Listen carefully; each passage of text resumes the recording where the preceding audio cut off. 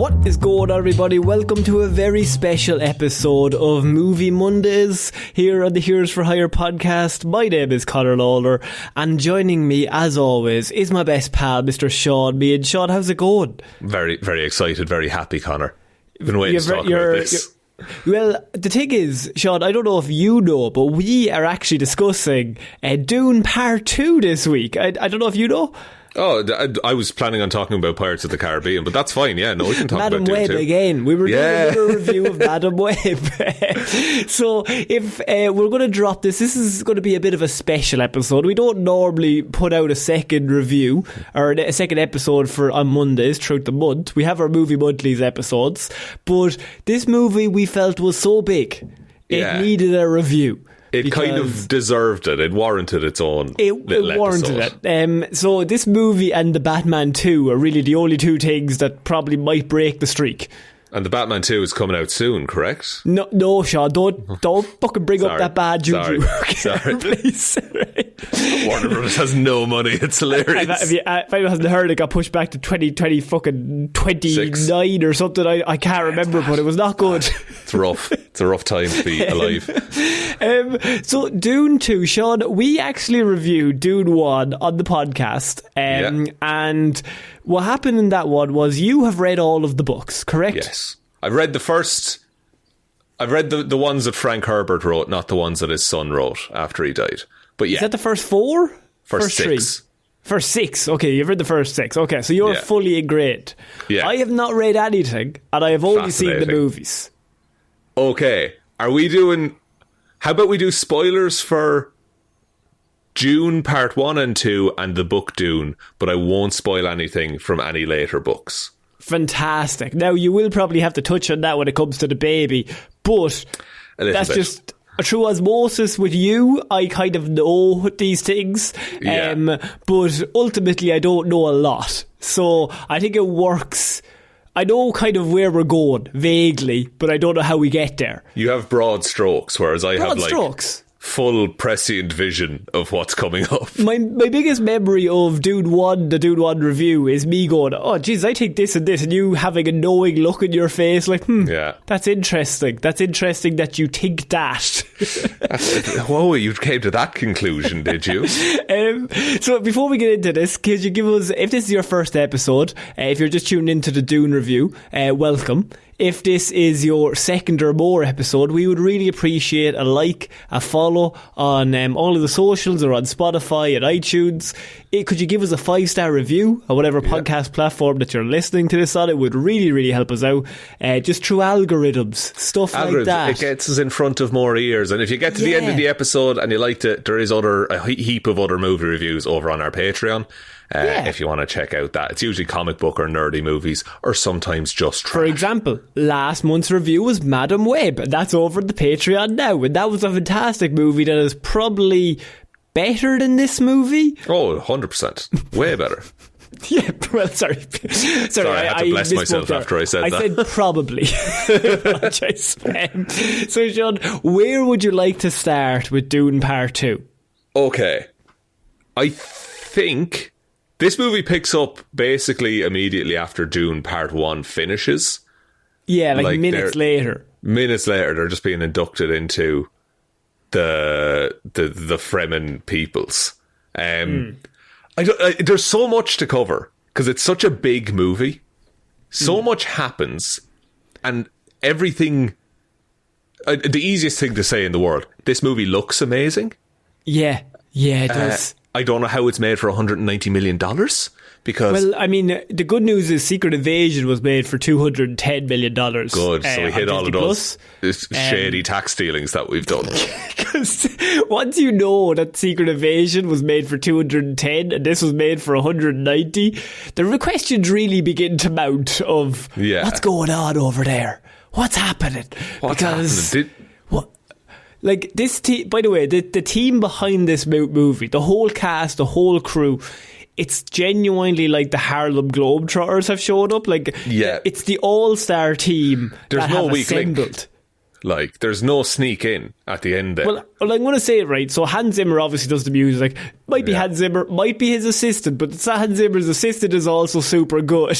Yeah, and also is paid for their work as well. Yeah, I assume. Not only that, but on cinematography, which is, I mean, in this movie, I feel like we should say this up front. We're probably not going to mention it in every single scene. Yeah. But every scene in this movie is fucking amazing and drop dead gorgeous in how it looks. Such a treat to get shots that are well composed and blocked out correct, like with intention, with purpose. Like, and everything feels real. I think it might be one of the most beautiful movies I've ever seen. I'm not saying I know. It is one of the most beautiful movies I've ever. Like, it has no right to be this good. It's a sci-fi movie about random planets. Yeah. How none of this should nice? Work. Like, but it just does.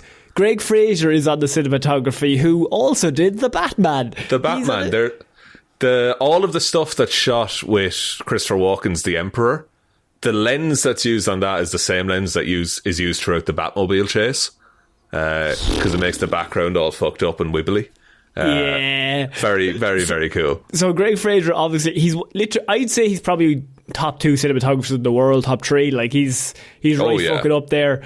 And we're not even getting to the cast, but like, so okay, you got Hans Zimmer on the music, Greg Fraser is on the cinematography, and then you got Denis Villeneuve as the director, a man who has been storyboarding this since he was a teenager. I mean, I think he might be, in my opinion, I don't want to say it for everyone, but in my opinion, he's the best working director today, like, in the world. He's the best and most unsung, generally, I would say. Look, Christopher Nolan, Greta Gerwig are fucking outstanding, right? Yeah. Like, we're not saying that they're not great at the moment, right? But I just think Denny doesn't miss. Like, I've never seen him miss. The man has an amazing track record with putting out fantastic films. He did Arrival. That's enough. Also, we're just assuming, by the way, you liked this movie, right?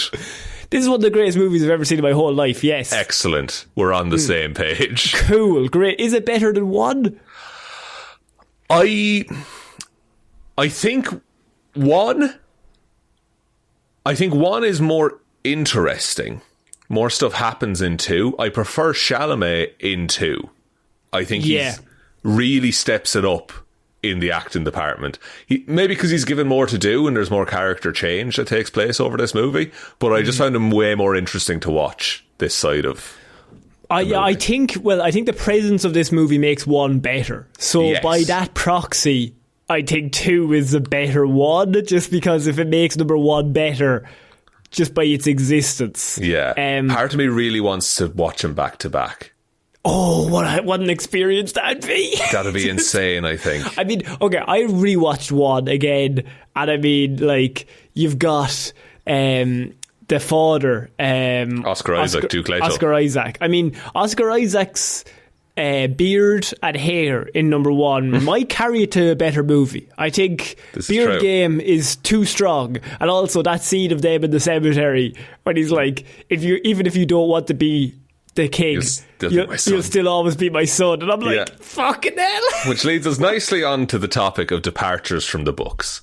That kind of thing didn't really happen in the Dune book. Also, this is the best adaptation of Dune I think you could possibly do. Changes and all. I think they're changes for good reasons.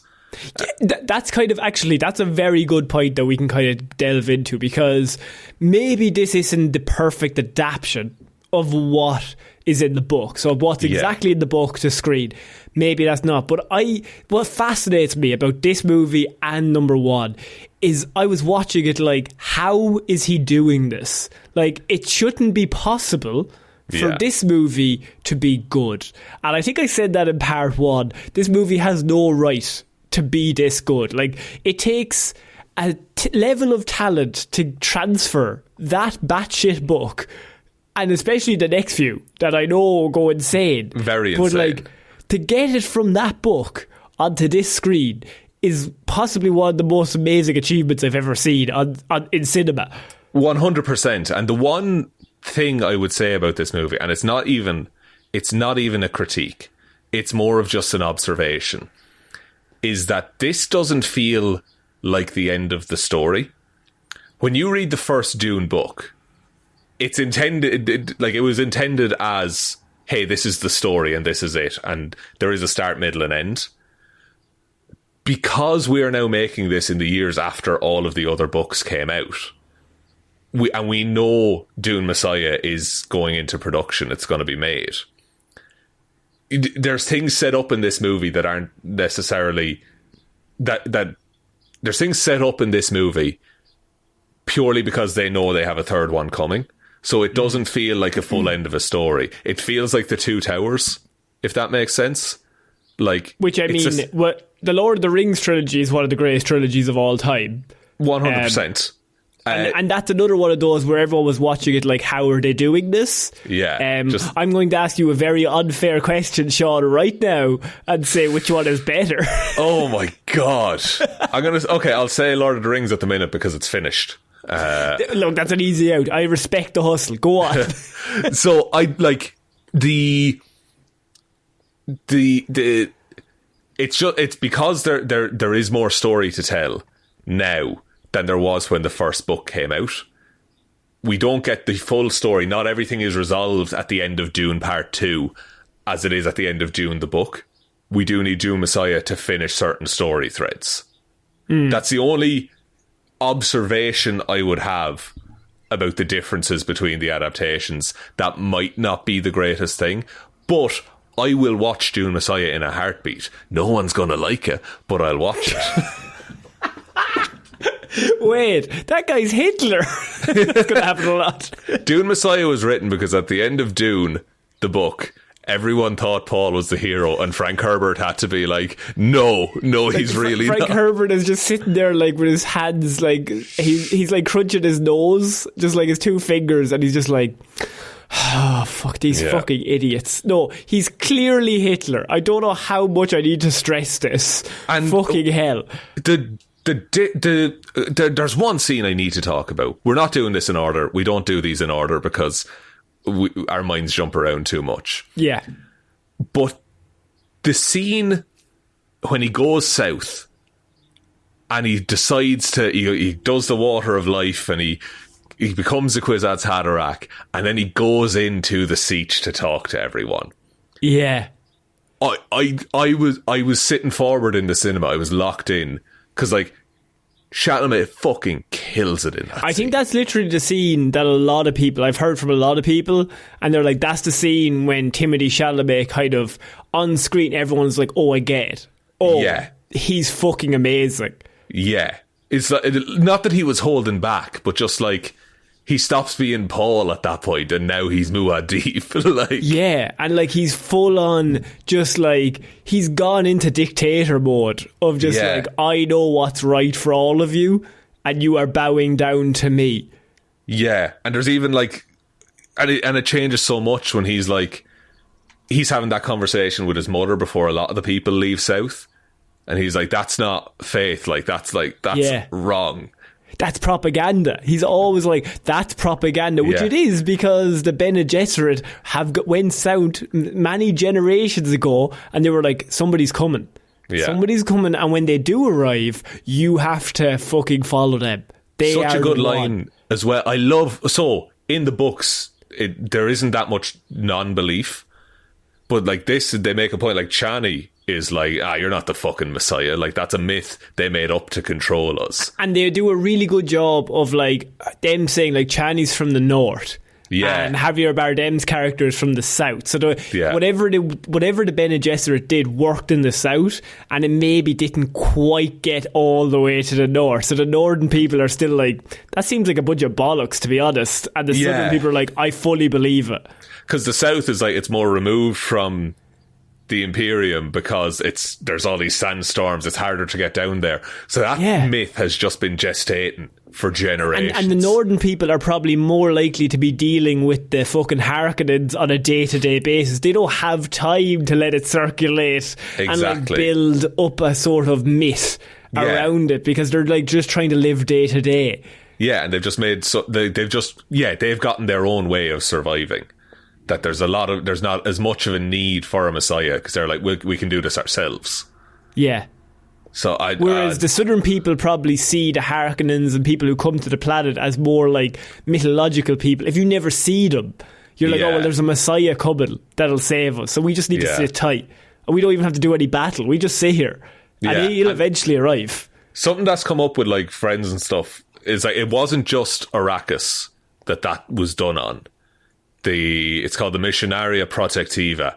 And just on various undeveloped worlds, the Bene Gesserit just start these rumours in case a Bene Gesserit is ever stuck there. Now look, there is a massive conversation to be had about religion and like all this stuff, and like Frank Herbert very much wants to get into that stuff. Is that like the less you have, the more likely it is that you will believe in some sort of Messiah, because you need something to aspire, or something has to come along to save you from whatever situation that you are in.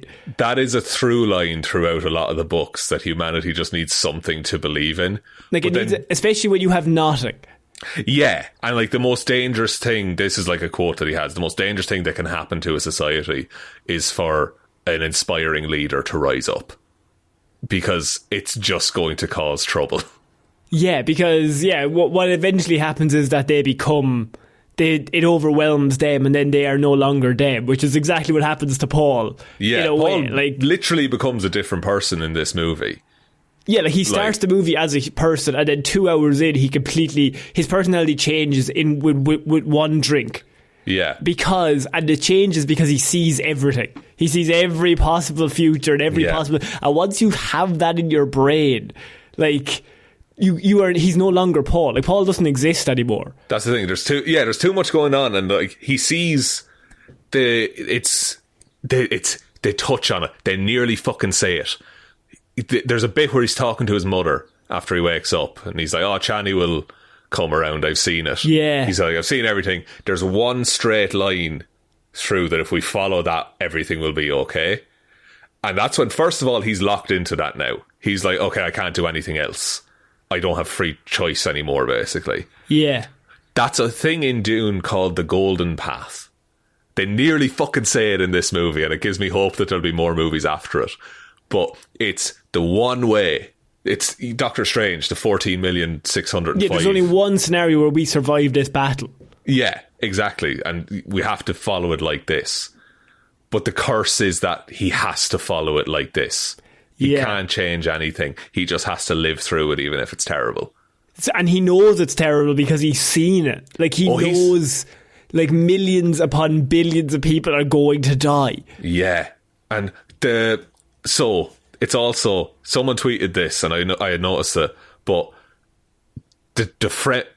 what it does to the Fremen as well. So at the start of this movie, the first scene is the Fremen recovering water from bodies. Yeah. And they're even like, look, we can't drink it, but it's useful. We can use it in machines to cool them and stuff like that. The water is very, very precious. At the water end is of the this, life source. Exactly.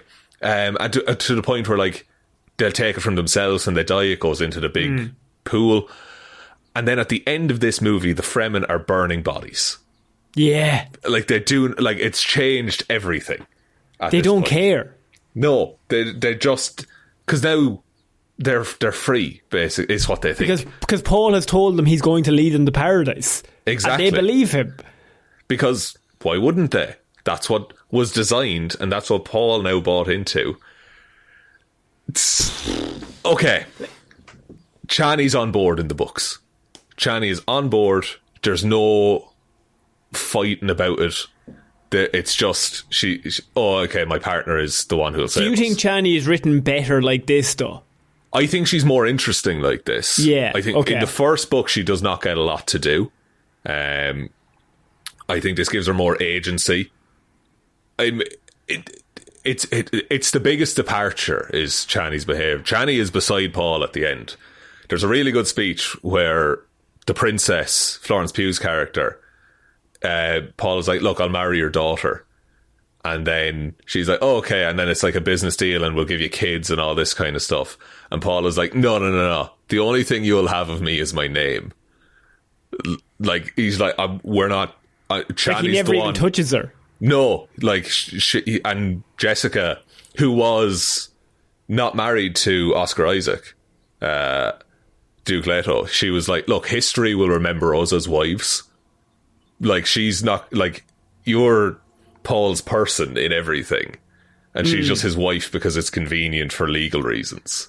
Like, she has nothing, you're better off. And they don't do that. What they do is actually a really great scene of, and Zendaya fucking smashes out of the ballpark, is that look into the camera, or her looking at Paul. Yeah. And within that one scene, like, you could see everything. Like, the last 12 months or a year or whatever, however long it's been, where they're like, she's just looking at him like, you fucking bastard, like, what are you doing? But then she's also like, she's mad. There's so much conveyed, because she's like, you've got and married Florence Pugh, which is number one, obviously, if they're in a romantic relationship. But the other part is like, she's like, oh shit, you're Space Hitler, like, and you told me you wouldn't be.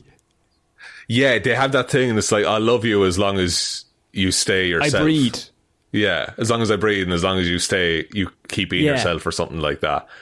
And he's changed. He's changed utterly. Like, he's a completely different human by the end of this. And I think it's really well acted. Just from Zendaya's point of view, is that, like, that's all conveyed with just one look.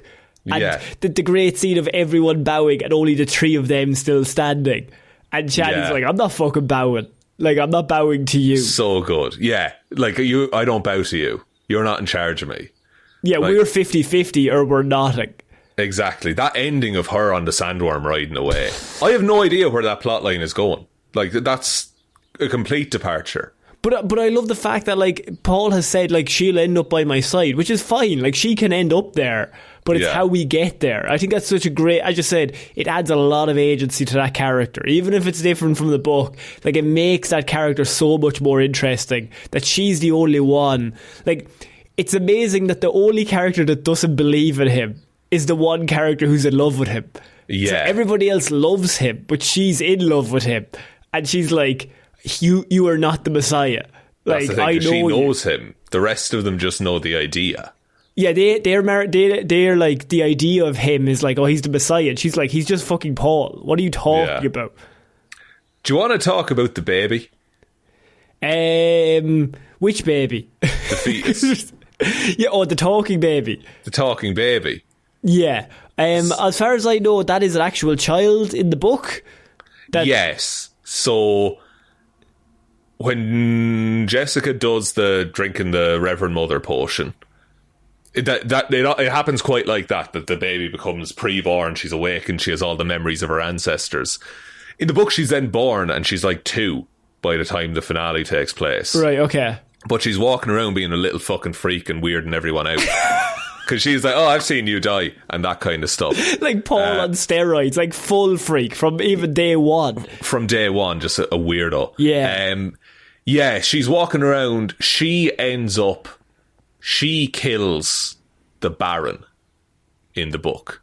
Right, okay, the Harkonnens. The Harkonnens, yeah. So she the Gom Jabbar, the little poison dart thing. Yeah. She does that to him. And like, she's a 2-year-old, kills him, overpowers the other Reverend Mother with her mind. That would be very difficult to shoot, I think. Very weird movie. sell. Yeah. They do it in David Lynch's Dune, and it's very strange. See, I love the fact, like, Denny knows, right? So this dude is fucking weird. Like, it's so weird as a book. The first one is the most normal. Yeah, and it gets weirder. And I think Denny's like walking a fucking tightrope since the very first one. Like, how weird do we get? How much do we let out of the bag to audiences? Because there's going to be a moment for everyone where they jump off. Where they're like, oh, this is fucking mad. This is insane. And it never happens in this movie. To me, anyway. Not once. There's not once in this movie does it happen. And now in Messiah, there's probably going to be a much bigger contingent that will probably be like, this is super weird. It's going to get weird. But I think, I think what explains that is a lot of people at the end of this movie came out thinking, well, Paul's the hero. He won. Yeah. Yeah, like if you're just casually watching this, you're like, oh, okay, the protagonist of the story ended up on top. Yeah. But like, what does that mean? Paul's he's a 19-year-old in charge of all of humanity now. Yeah, and that scene of them in the tent in part 1 is now made a million times better, where he starts freaking out because he's like, you did this to me. Like, I didn't want this. I didn't want this. All these people are going to die because of me. And he's still Paul at that point. And I love the fact that, like, when he's just Paul, like, he gets ideas. He can see bits of the future. Like, very vaguely, he kind of gets a vague idea of what's going on. So, can I talk about that for a second? Because it's really cool. So, in the books, Paul is trained as a mentat. So, we saw one of them in Dune Part 1. They're basically, like, AI and technology is, like, a lot of it is outlawed in the Dune universe. So, they have people who are trained to act as computers and stuff like that. So a lot of Paul's early prediction and stuff like that comes from, one, spice exposure, which can help open your mind a bit, and two, just running calculations in his head about what's the most likely thing to happen. Right, okay. Which is a really cool way of it's not touched on in this because it's not cinematic at all, but it's a very cool the way only of time you see it is it when Oscar Isaac's characters, like, they travelled across the galaxy to get us to sign this one piece of paper. How much would and that his eyes cost? go back, and it's okay, cool. Yeah, but it's made that scene in the tent is a lot more harrowing now because he knows it's coming. Yeah. And he's like fighting against it through this whole movie. And Timothée Chalamet does a great job of just being like, no, that's not me. That's not me. But there's like a really good subtlety to it because he's like, I'm not the Messiah. But simultaneously, I want all Harkonnens dead. Like, they killed my family. They killed everyone I loved. I'm with the Fremen until the end. But then the Fremen are like, he's with us till the end. That's exactly what the Messiah would do. Like, listen, Al-Gaib. And Javier Bardem is fucking great at doing that in this movie. So good. He kills it. Just the comedy alone is so funny that he's just, no matter what he says, he's like, that's exactly what the Lisan Al-Gaib would say. And it is funny, and it got laughs in the cinema. Yeah.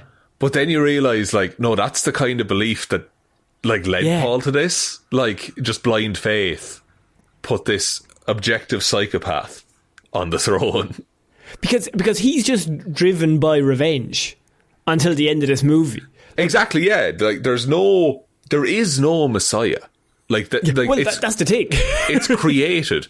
Being a messianic figure helps Paul get revenge. Exactly. So, yeah, the idea is, and look, we're from Catholic Ireland, so, I mean, we're allowed to say this, but the idea is that Paul realises that by acting like this character, the Fremen will help him get his fucking... Because he's like, I'm going to get revenge, but he's like, I'm just one guy. Yeah. Like, I can't do it by myself. And me and my mother are just going to walk up and kill all the Harkonnens. Well, this planet is covered with Fremen.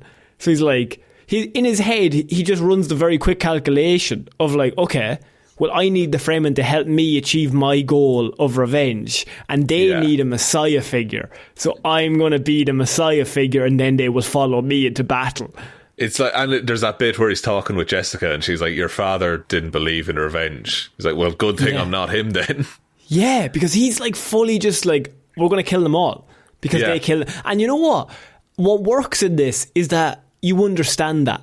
You completely understand the logic of like... Because in part 1, they are all brutally murdered. Everybody is brutally murdered. Like, everybody knows. Yeah, and like, they don't... And he never... He is a child. Like, you see him, he is a child in the first movie.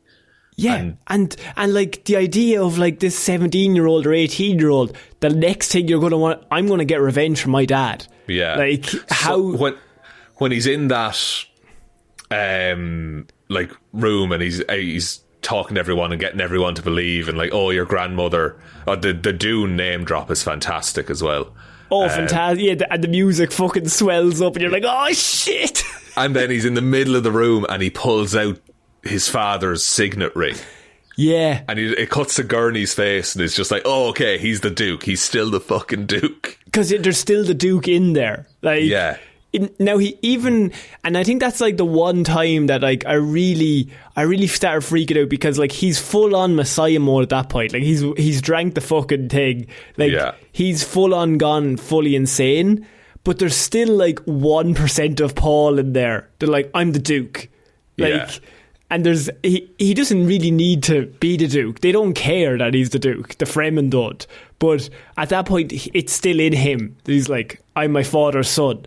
Yeah, and what's really interesting is that in the book, there's a lot of just people thinking.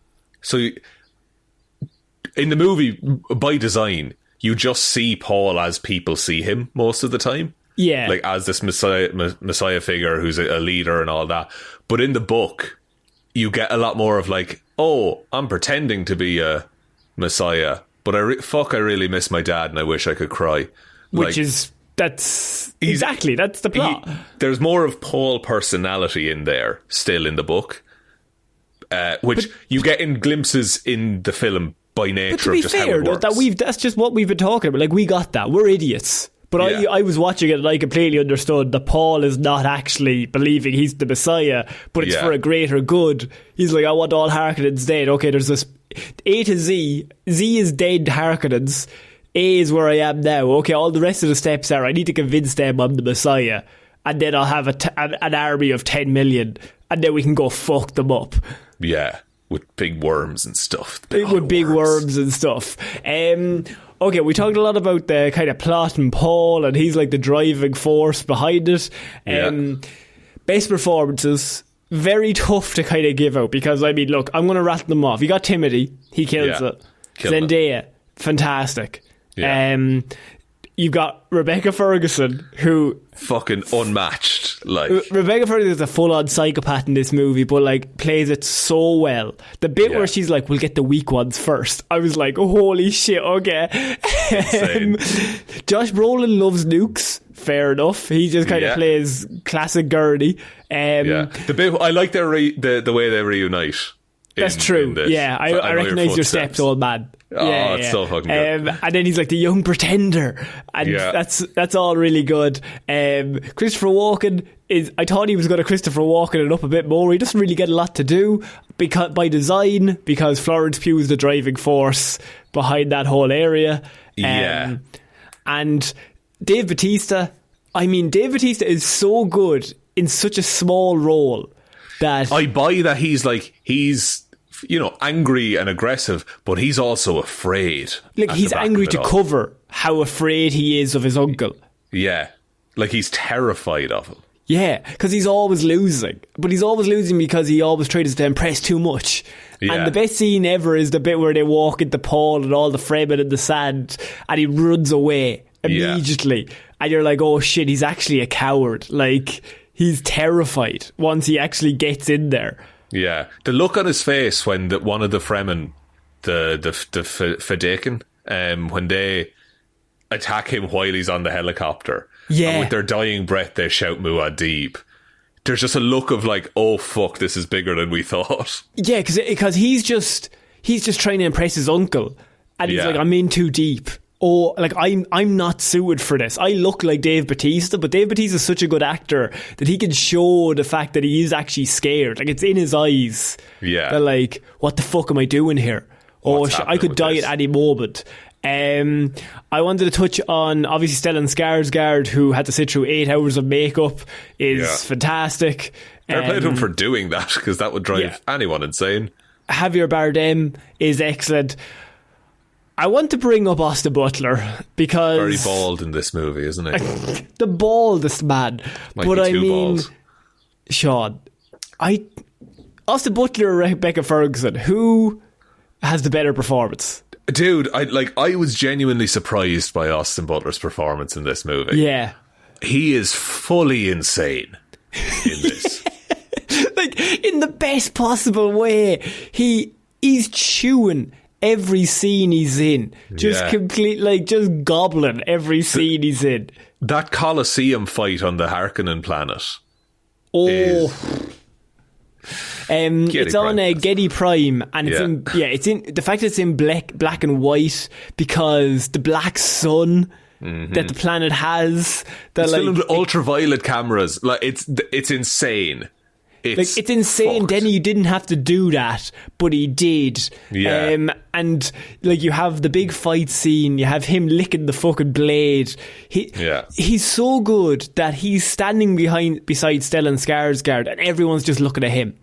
Yeah. And like Stellan Skarsgård in the first movie is so vicious and so violent and so like scary. And then if you put Skarsgård and Batista and Austin Butler in this movie in the same scene, there's only one person everybody's looking at. Yeah. And it's the fucking psychopath. Yeah, because it feels like he could do fucking anything at any moment. Like, Yeah. We'll say in the book, he doesn't have a weird cannibal sex cult in the book, but that was something Denny added. That's just a little bit of a tidbit to throw in. And there isn't as much with I forget the actress's name. Margot Fenring is the character, the Bene Gesserit. Lea Seydoux. Lea Seydoux, that's her. That's more elaborated on in the movie. It's only kind of hinted at in the I have book. a question, Sean. Yeah. Did he stick his dick in that box? Someone made one of those, actually. They made a pain box that you can fuck. Because when she pulls out the box, I'm like, he's putting his dick in that box. I know for a fact he is. Yeah, he's like, if there's one man who would enjoy it. If there's one man, by the way, his performance throughout it is outstanding. Like to be honest with you, he probably should win the Oscar for this before Elvis. Like his performance in Elvis is good. This I think is like his peak performance I've ever seen him in. The bit at the end when May I Knife Chip and shatter, and when Timothy says it to him and then he says it back, and the way he says it back is one of the best like just reactions to that, because he's much is conveyed, and like he's muse curious, kind of insulting, like, and also kind of turned on. I think he loves Timothy. I think like because I know in the book they are meant to be romantically linked because Timothy's meant to be a girl. Yeah, exactly. So it makes sense that they have chemistry. So as far as I know, this could be completely wrong. So the Bene Gesserit sets it up that Rebecca Ferguson is going to have a daughter, and then that daughter is going to marry Fade Ruta. So that's Austin Butler's character. But then Rebecca Ferguson goes against the wishes, and she has a boy. Yes. Which means they could still get married. I'm assuming gay marriage is legal in this universe, but it kind of ruins their idea of you're like looking into the distance like, I don't know. But I suppose it fucks with the Bene Gesserit plan that they had written down. Because now because in this universe, like they have the kings or whatever, the kings and queens, and the kings are, the patriarchy. And so now Rebecca Ferguson has Timothy, and Fade Ruth, Austin Butler is there, and now they're enemies because only one of them can be the chosen one or the Messiah that they were born to be. So that battle is so good. Dude, like, such a well choreographed fight, very personal, like very intimate. Like the Fade Ruth seems happy to die at the end of this. No, he is so ecstatic constantly when Timothy's there, because it's the first time he's ever met anyone who kind of gives off the same energy as him, and he's like, holy shit, this guy. That's why I was like, he's fully turned on right now. Like he kind of is in love with him, because big time, because he's like, this is the only person ever who's ever challenged me and is talking like a fucking badass. Even my uncle is scared of me. Like, his uncle is just like, yeah, you're the best. And it's the only one is Paul, who's like, fuck you, I'm in charge. And Fade Ruth is like, holy shit, let's go. There's a great moment where Paul uses the voice on the Reverend Mother and tells her to show. And Fade Ruth is just like, holy shit, this dude's awesome. Fade Ruth looks at him and he gives him a look like, oh shit, you are a fucking legend. He would want to be friends if he didn't want to kill him so bad. They would be. He wants to be best friends with Paul, but he also wants to kill Paul. Yeah, it's a very, very tough situation. Because Fade Ruth is a very fucked up individual, and his version of like, if he likes you, he wants to kill you. Yeah, and the bit before that, where just another great Paul bit, is where he's talking to the Fremen when they have like everyone hostage, and he's just like, all right, bring up the Emperor and his daughter and his retinue, and then kill all the Sardaukar, who are like the best soldiers in the galaxy. But he's like, no, the Fremen have this handled. Don't worry about it. Yeah. Because, well, to be fair, right, we do need to talk about the big battle scene. We need to talk about still a lot of stuff, but like, there's so much in this fucking movie, man. And I know some people were complaining that it was boring. I never felt bored once through this whole thing. I was gripped.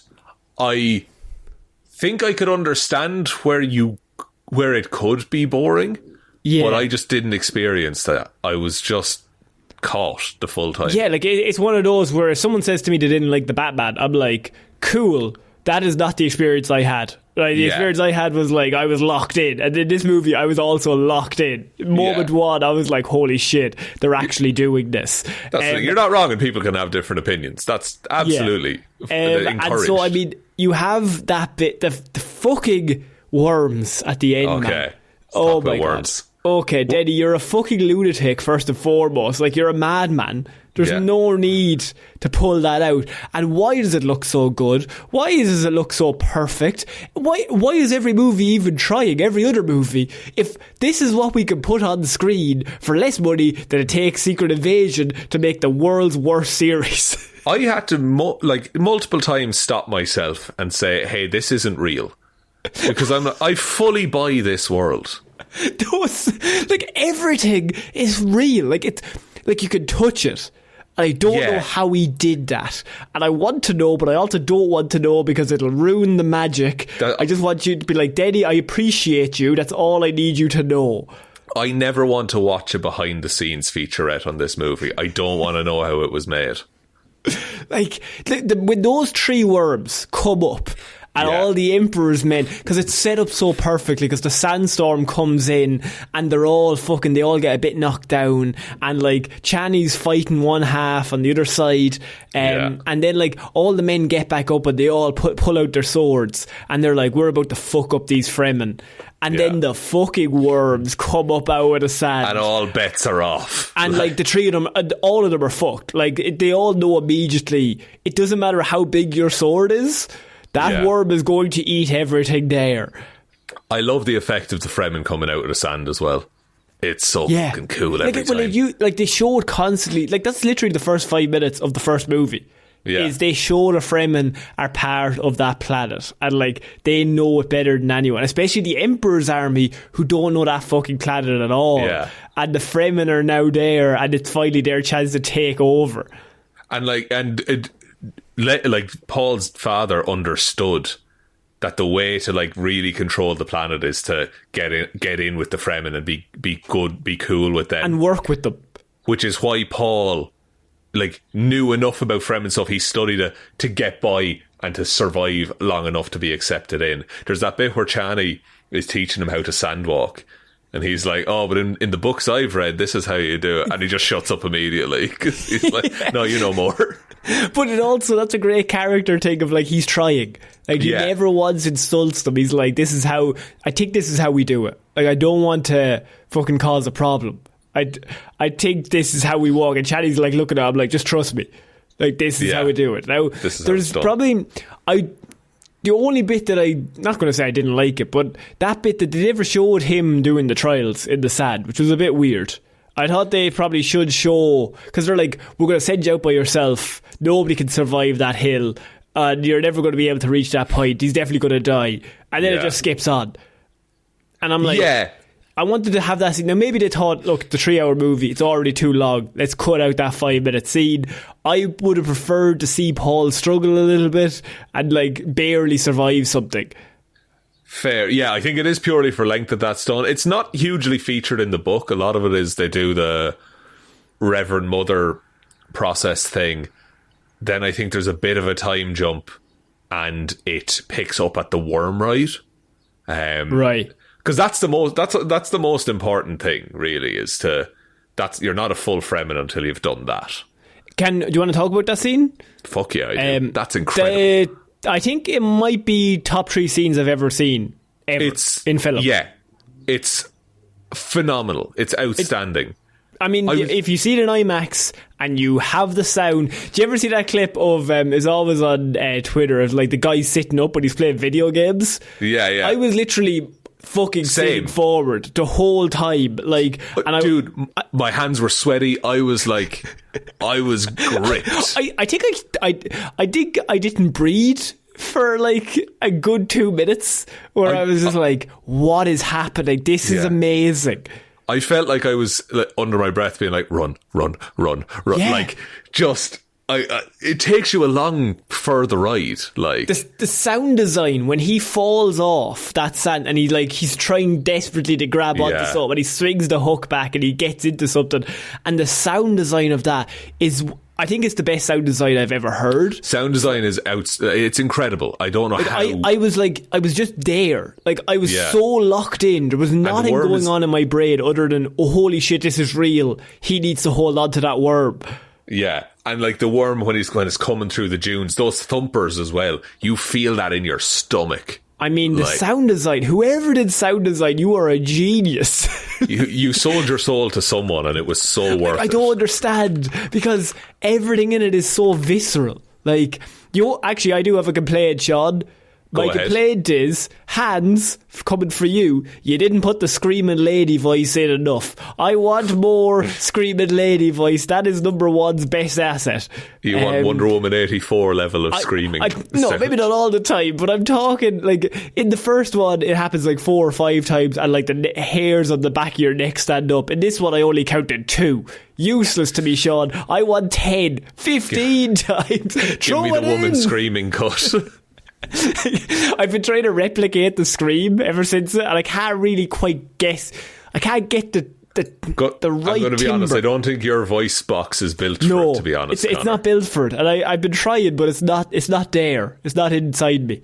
Are you looking up who did the sound design for I was Dune? trying to find it, but it's just bringing up Hans Zimmer, and I was like, no, I know that's not it. He's the music. Yeah, he did the score. Dune, yeah, I might be a minute here looking through IMDb here. I don't want to take up too much time, but I feel it's deserved. I think whoever did that, the sound design is I mean, I don't know what they should do, but they should win an Oscar for definitely. I'll be honest with you, Oppenheimer. If I was Christopher Nolan, I would be fucking ecstatic that this movie got moved back, because I'm going to be honest with you, Oppenheimer's a fantastic film. Like, this is better. It's not beating this. Like, it's just not. I don't know if people will agree or disagree, but this movie was originally meant to come out last year, and it got pushed back to March. And if not, it would have been up for that Oscar. Christopher Nolan wouldn't have gotten it. I also don't think probably Cillian Murphy would have gotten it. Maybe he still would have, but like, you would have had Timothy up there beside him. Like, it would have been... If this doesn't walk the Oscars next year, then... Oh, this is a sweep, surely. Batman as well is pushed back, so that is not even up for contention. Also, you're going to fucking love this. I found him. Dude who did sound design, Dave Whitehead is his name. Worked on District 9, Blade Runner 2049, Dune. Also, sound effects editor on Moonfall, Connor. And I think we said in our review, it sounds amazing. Everyone's allowed one miss, right? He needed the paycheck. I assume he needed the paycheck when it came to Moonfall. Oh, 100%. Imagine doing the sound design for Dune 1 and 2 and Blade Runner 2049 and then being like, hey, are you around to do the sound design for Moonfall, a movie where the moon falls? And that's like, the plot. Fuck yes, I am. And I'm like, yeah, fucking hell I am. You're goddamn right, get in. And then he did Snowpiercer as well. Holy shit. This dude's done it all. So you're telling me he did Snowpiercer and Dune. Is he your favourite sound design person? I think he might be. Yeah. You know, they do 28 Days Later, because that's the Holy Trinity if he knocks that out of the ballpark. No, but they did Chappie, which is pretty good. And Lord of the Rings, Return of the King, Two Towers, and Fellowship of the Ring. I suppose he's done something there. I guess he's pretty good. I guess he's alright. Fucking hell. So, when we're saying Denny has assembled the Avengers, he assembled the Harlem Globetrotters. He was just like, he went for every single person, I assume, on the crew, and no matter who you were, are you the best at holding a boom in all of the world? Okay, you're in the crew. Which is why I think it's like, it is Lord of the Rings trilogy good, potentially, because everyone gave a shit about making this a good production. And I think the cast actually comes last. And I think with that, everything else is so good that my brain is actually cannot comprehend assembling that cast. Assembling the crew and being like, okay, we have the best cinematographer, we've got the best editor, we've got the best music, we've got the best sound design, we've got the best director, we've got the best fucking cameramen in all of the fucking world, best sound people, best everything. And then being like, cool, now let's assemble the greatest cast ever as well to put with them. Like, it must be the dream call to be like, hey, Villeneuve wants you in the next Dune movie. Or just his next movie. Well, him or Nolan or Greta. If you're getting the call for any of those three, you're like, you're in my next movie. You're like, this is going to be great. Or Yorgos Lanthimos, who makes fucking weird movies, but they're apparently the easiest way to get an Oscar now. And fantastic. I mean, I think there's several directors that they're great directors, but it's who they work with as well, and you see a lot of the same people. Denny always works with some of the similar people. That's it. Well. He's Ocean's 11ing film production. It's Ocean. Who's the best at this very specific thing? Get them in. Yeah. I mean, there's so much we need to talk about still. We could do 4 hours on this movie. Rebecca Ferguson kills her. Just a psychotic, manicidal, maniac. Yeah, unnerving to watch at points, which I think is a high praise for a character that's meant to be unnerving. Especially because in the first movie, she's the point of reason. She's fully the anchor, where things are falling around everyone, and Timothy's freaking out, and she's like, you're coming with me. Come with me, and I'm the leader here, and I'll look after you. As that's a mother and her son. And she's like, I'm gonna lead us out of this. And in this one, she's, as we say in Ireland, Shaun, she's away with the fairies. She's God. Timothy's by himself. Her transformation as well, with from going from just looking like the Lady Jessica to then after the time jump, and she has the face tattoos and everything like that. She again, once she does that transformation, she's completely different. It just changes you. And her body movements change, her posture is just completely different, the way she says, Rebecca Ferguson is so good, outstanding in that role. It's one of those where she's so good that Austin Butler is also so good. They're both 10 out of 10, and it's very hard to be that's the best performance in the film. Exactly, yeah. I don't know, Rebecca Ferguson could win from what she's done on this Dune movie. She could be up for best female actor, but I think it'll be put down to supporting. I think supporting for her and Zendaya might be up for best actress. I'd believe that. Unless something drastic happens in the next I assume year. That's probably how they're going to run it. That would be what they would submit for. But I think... And then Timothy and Austin, the other side. Yeah, to be fair, it could be every supporting character could be a supporting actor or actress nod in this. And look, the Oscars don't ultimately matter. We're just literally trying to put into context in our own brains. I suppose consciously we've always grown up that the Oscars are the best things ever. There's lots of good movies that didn't win any Oscars. The Batman didn't get nominated for best cinematography. Have you seen that movie? That's insane. That's a personal gripe of mine. But the Oscars don't ultimately mean anything, but I think it's good in our brains. That's how we structure. Okay, this is good enough to be in the running, surely. Exactly, This arbitrary award that we've decided is the highest... that means something. Yeah, the highest achievement in cinema. Like, it means something now because Killian won it, but next year if somebody we don't like wins it doesn't mean anything. That's the role we're going with. Simple as that, lads. There's a Cork lad currently the champion, boys. You better step up or get stepped on, you know what I mean? So I mean, there's other scenes we want to talk about. Is there anything else that stood out to you? The Gurney Halleck versus Raban fight. Very brief fight at the end. But I like that Gurney just basically pastes him immediately. Because Dave Bautista is not... He's not the best. No. Like, that's the best part of his character, is that, like, he kisses fucking Austin Butler's boot, and he's just, like, terrified of everyone, and he looks like Dave Bautista, which is why everyone's terrified of him. But ultimately, he's actually not that good at fighting. No, he's just... He's middle management, and he has been the entire time in these movies and books. And he's just coasting, like he's hiding in middle management, being like, I'm the nephew of the leader. I'm trying to think, is there any other drastic differences between like book and movie? And like, there's not a huge amount, and if they are, they don't really matter. It's mainly the daughter, Alia. Lovely to see Anya Taylor-Joy pop up. True. And then the Chani stuff.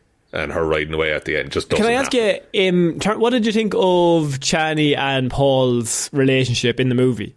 Super believable. Like, they have good chemistry. They are friends anyway. Like, in real life. So I'd hope they can get on well together. Well, he's the American Tom Holland. He is the American Tom Holland, to be fair. Or is Tom Holland the British Timothée Chalamet? That's the question. Who's younger or more successful? I think Chalamet is younger. I think maybe by like a year or two. Have you ever seen him doing Xbox controller mods on his old YouTube? Oh, what a legend. It's hilarious. It's so good. No, I think I buy them as... I like the development of their relationship. I like how she fucking can't stand him at the start. You know what? I actually think that's a great kind of way to put it. It's believable. So a lot of people say, like, in terms of it's not this whirlwind romance. It's somebody who, like... it's a weird thing because he knows he loves her even though he's never met her. Exactly, yeah. He's been dreaming about her and all the rest of it. Like, she's literally like the woman of his dreams, literally, for at the end of one, and she's meeting a stranger, and she's like, you're a bit intense, and he's like pure love bombing her, just like, I love you so much from day one. And bro, also, sorry, the scene where the atomics, he has a vision of the atomics going off. And she explodes. Her face melts off. Oh, it's fucked. But like their relationship, I think it works really well because it's slowly built on her side. Like, he's already at 10. He's already like, I'm ready to marry her for the rest of my life and just be with her. And she's like, who are you? And he kind of has to gain her respect. And even like when they're in a relationship, she's still a bit wary of him, which is it's a very good character trait because she's not like, he's not the messiah to her. She's just like, what do you really want? And then he finally like gains her trust, but then he starts acting a bit weird, and she's like, this is weird. What are you doing? Sign up for this. Like, I'm getting bad vibes. Yeah, and the stuff as well with Jamieson, who is the dude that Paul killed. I like how he just imagines this one guy, and the one guy's like, drop fucking nukes, bro. Yeah, it's like, commit to it. It's like that. That's an interesting way of having his first kill mean more, like, because it's an extended thing in the books of like Paul cries at his funeral, and that's how people start again believing in him and stuff like that. Right, okay. Because he's shedding water for the dead. But I don't know. I like the idea that in another world, because we see those visions in the first one, Jamieson like guided Paul, so Paul can see that possibility and what Jamieson would advise. But also, clearly Jamieson was terrible at guiding him, because he was like, we need to fucking drop some nukes. See, there's the theory that I'm seeing is that Rebecca Ferguson fucking planted some of that in his head. It's just a theory. What do you mean, though? As in, like, through the water of life? Not through the water of life, but just through Bene Gesserit tricks. Like, Bene Gesserit are very mind tricking. You can't count on him for much. I actually had a very I was talking to a man who used to be on the show, Conor Martin, very big fan of Star Wars. Hosted a few episodes very early on in this podcast. He's a good lad. A good lad. Well, a friend of the pod. And we were chatting, and he loves Star Wars. And something visceral just came out with me after I watched this movie. I just became like a hater, and I came out, and like in the group chat, I was just like, this is 10 times better than every Star Wars movie that's ever been made. And I put that in, I don't think willing to get wrong. roasted. Right? Yeah. And I put it in and immediately got roasted. They were like, oh, come on, that's a bit fucking strong.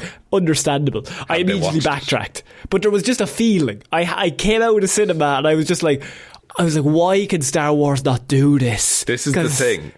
It's like Star Wars is basically Dune. Like, it's just worse, family-friendly Dune.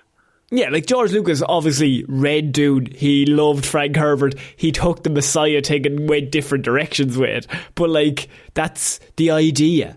But like, I came out with this and I was like, the fact that Star Wars culturally is such like, it's Star Wars. Like, culturally, you don't think you get bigger than Star Wars. And so, I think culturally Star Wars is bigger than Lord of the Rings. Which is probably a strong... But, like, people who've never seen either movie, but if I said Darth Vader, they'd be like, yeah, I know who that is.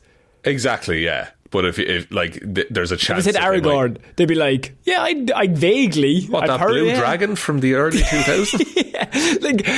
It's not like shitting on Lord of the Rings, also one of the biggest properties of all time. No, that's the thing. Star Wars culturally has that, like, that everyone knows what it is growing up.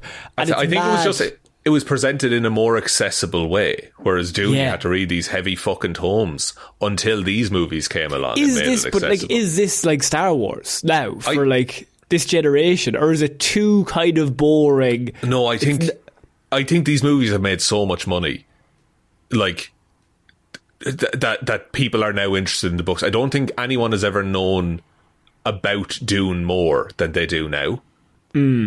I think it's just it's so culturally in the moment, and the fact that it's like working actors who are like pop culture A-list, everyone knows them, stars in it. Like if you have Timothée Chalamet, Zendaya, Florence Pugh and Austin Butler, who I would say probably are 4 of the best actors working of the next generation. Exactly, and even if they weren't the best actors, even if they weren't talented actors, they're some of the most known faces in Hollywood. Yeah. So I think that does a lot towards just making it more culturally... I'm going to use the word culturally acceptable, which, if you think about it, before the Lord of the Rings movies came out, you were a fucking nerd and a loser if you had read Lord of the Rings. You get me? Yeah. So, up until 4 years ago, if you had read all of Dune, you're a fucking weirdo. It's never ever going to overtake Star. Not it will, right? No. Star Wars is like Disney will not let that happen. Disney will not. First of all, it makes them too much money. Secondly, there's too much war under that bridge. You've got to catch up with 5 years of content that you just will not be able to catch up with. And so with that, but like, it's watching this that it brings something out of me that I get actually annoyed as someone who kind of likes Star Wars to be like, this should be sci-fi. Like, sci-fi should be this. We could be eating good. But like, at the same time, if everything was like this wouldn't be this. Exactly. This is special because it's different. And it's different because it's good. It's different because it's genuinely 10 out of 10. Like, in every possible production aspect, and every possible thing that they could have done to bring this book to life, this weird fucking lunatic book to a screen, they just nailed it. Like, I cannot remember anything nailing the landing more, probably since Lord of the Rings. We were like, there's no way they're going to do the 3 movies and get surely that book one of them proper. is going to fuck it up. Like, surely one of the movies is going to be bad. You're like, oh shit, they got all 3 of them. Holy balls. Like, I'm very excited for Dune Messiah. That's another one, and if I hadn't seen what I've already seen, I have no fucking clue how they're going to adapt Dune Messiah. But I trust them so hard. Well, like, they're going to have to go full on, like, Hitler. Like he's pure evil. But that is going to be such an interesting concept. We've never had that, I don't think, in like Western cinema, that like you have the full-on protagonist of the first two movies. Like, he's still going to look like him, and he's still going to be trying to achieve the same goals, but he's just going to be insane. But the thing is that, like, I'm not going to... I don't want to say too much, but the thing about Paul Atreides, right, is that he doesn't necessarily want to do the bad thing. It's just that he sees at the end goal, for, like, the best case scenario is for all of this bad stuff to happen. At any point, he could turn off and just make everyone's lives happy. But 50 years down the line, that doesn't help anyone. You know? So he's trapped by the fact that he knows the future. It's the fact that he knows everything. Yeah. Is what hinders him. It's really interesting. If you haven't read, I would recommend reading or listening to it. The audiobooks are great too. Like, I don't really know, like, we can cover every scene. So the scene with the worm is obviously, I think that's my favourite scene in the whole movie.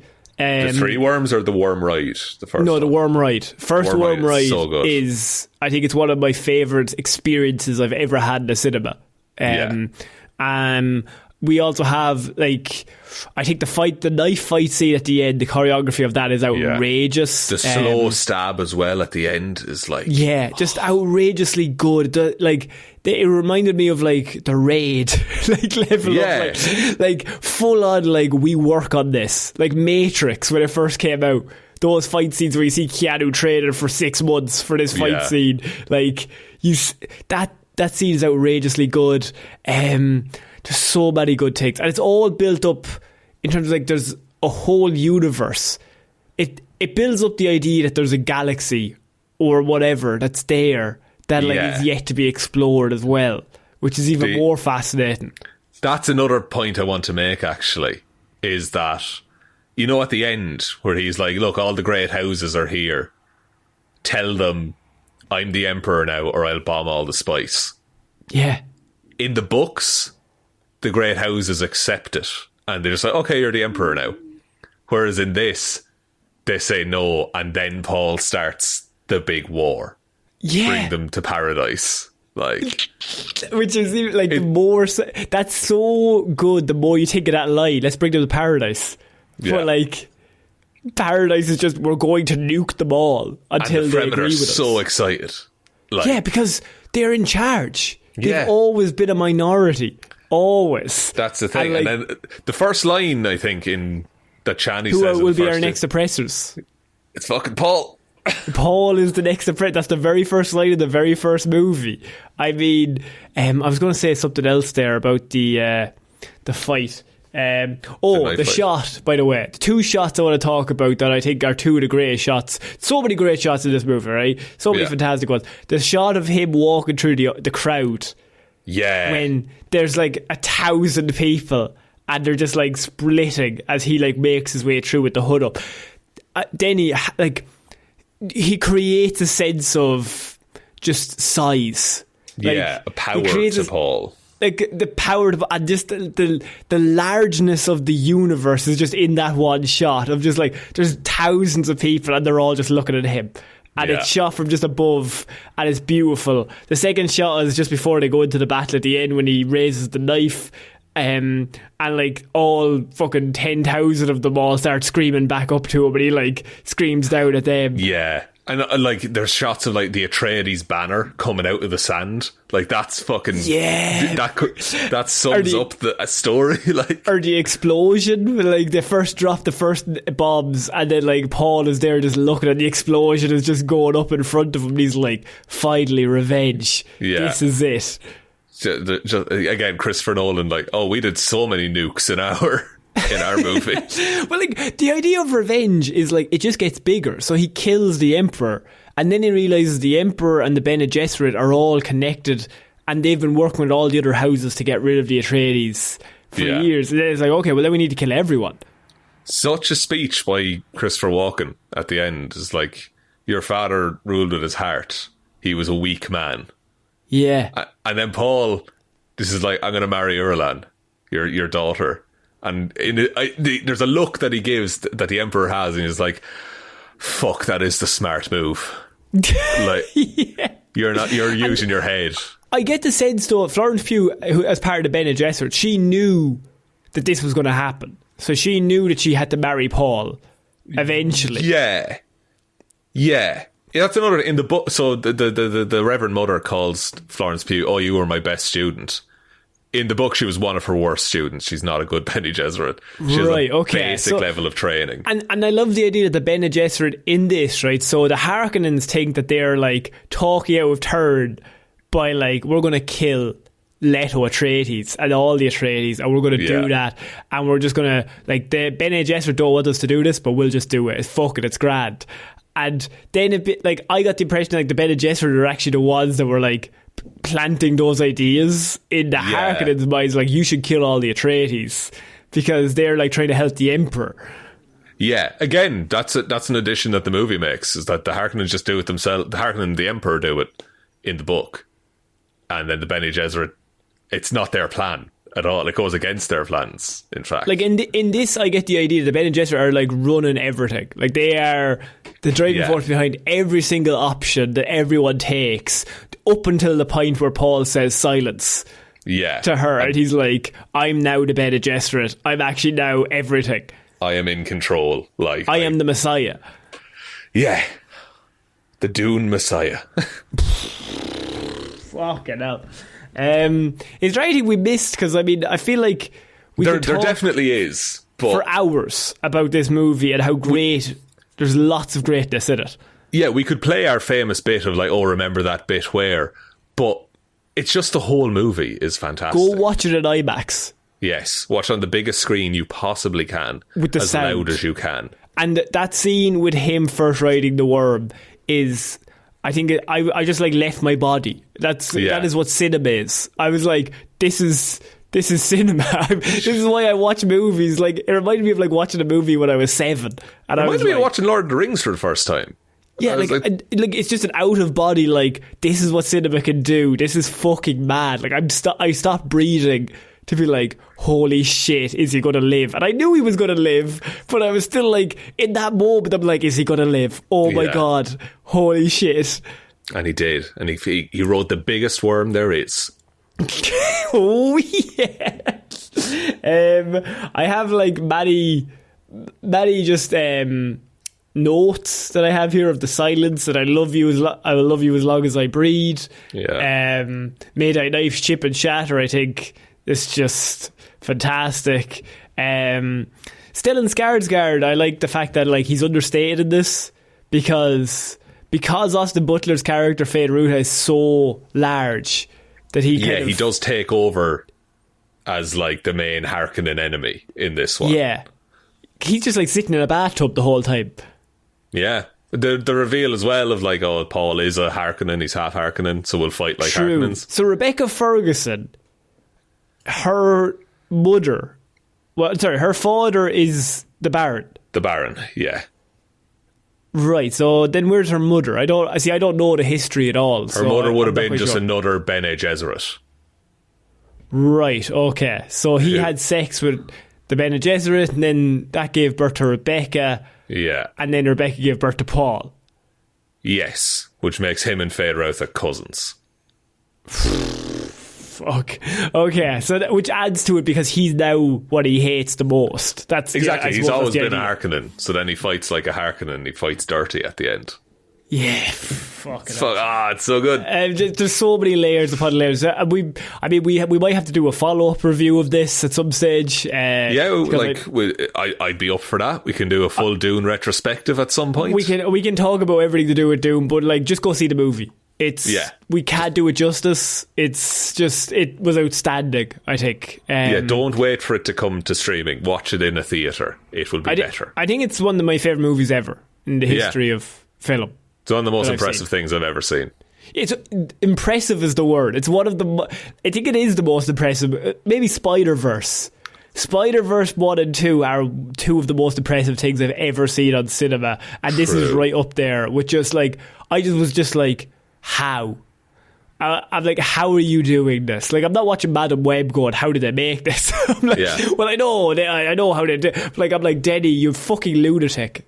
How do you do day one on this? Like, what's your first day of filming? Yeah, like? what do you do day one? Like, you're in the fucking desert. Okay, what'll we shoot? Okay, well, maybe riding the worm, I suppose. I don't know. So, like, I think that's about it for this special Movie Mondays. Spotify will ask you a question. Please put in a comment of what you thought of Dune. If you didn't like it, that's fine.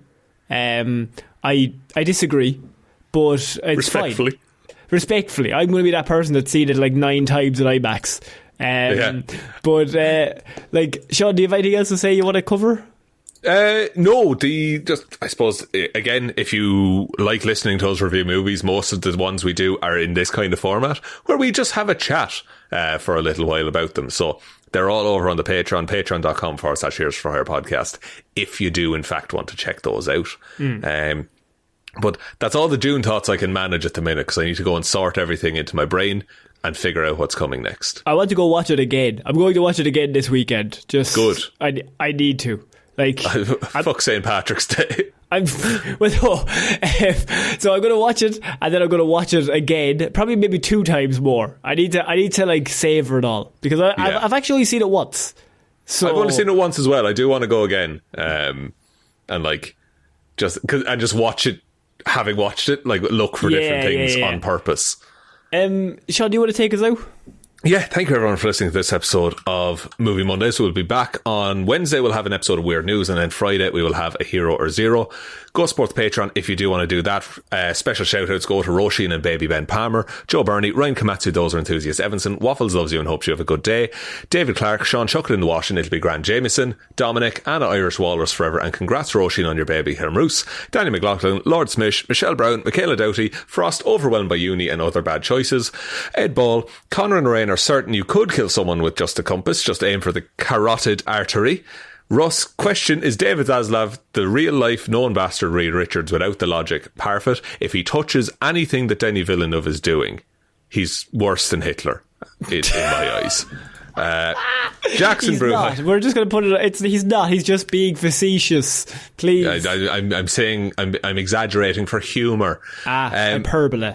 Jackson Bruham decided to let Shaun stay as host. Liz had a few too many on St. Paddy's Day and tipsily subscribed to the Patreon. Keir Lawler, Judge Lahey, The Amazing World of Keza, Mikey the Leinster Ledgebag, Chair's #1 fan, Kyle Borowski, Rory screamed when he was responded to on Twitter, and Shaun subbed to the Patreon after 10 creamy pints. Thank you all for your support. We really appreciate you sticking with us. If you want to join those people, head on over to the Patreon. There is also a merch store, here'sforhire.ie/shop. Twitter's at here'sforhirepod, the 4 is the number 4. Facebook is Detective Divilment's discussion group. Instagram is Heroes for Hire podcast. And the best way to ever help out the show is to tell one human being that we exist. Just the one, please. And I think that's about it, Conor. I think so. So I've been Conor Lorraine. I've been Shaun Meehan. I shall see you all next week, guys. Bye. Bye.